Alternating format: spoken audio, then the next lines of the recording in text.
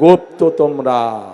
অনেকে গুপ্ত সুপ্ত আরো কত কিছু বলে রে ভাই, এগুলার কোনো সীমানা নাই। আয়নায় নিজের চেহারা দেখে অন্যেরটা দেখে লাভ নাই রে ভাই। আপনাদেরকে অনেকেই এসে বিভ্রান্ত করার চেষ্টা করবে। যারা এসে আপনাদেরকে বিভ্রান্ত করার চেষ্টা করবে, দেখা মাত্র তাদেরকে বলবেন গুপ্ত তোমরা। পারবেন বলতে?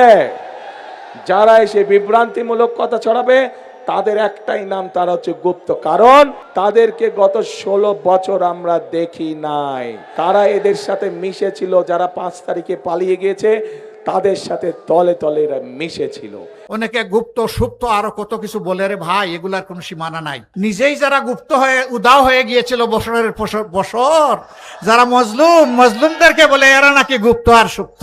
ভাই একটু নিজের দিকে সবাই তাকায়, এটাই ভালো হবে, এটাই ভালো হবে। আয়নায় নিজের চেহারা দেখে অন্যেরটা দেখে লাভ নাই রে ভাই। দুই বন্ধু রিক্সায় চড়ছে, বয়স্ক মানুষ, তো কম বয়স যার, এই দুইজনের মাঝে একজন বলতেছে, বন্ধু তোমার কেমন লাগে, শক্তি সামর্থ্য? কয় না আমার তো ভালো লাগে। কয় ভাই আমি বোধহয় আর বাঁচবো না।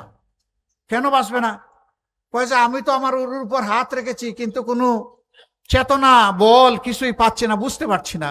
কয় ভাই হাত তো রেখেছো আমার উরুতে, এই জন্য কিছুই বুঝতে পাও না, তোমারটাই রাখো।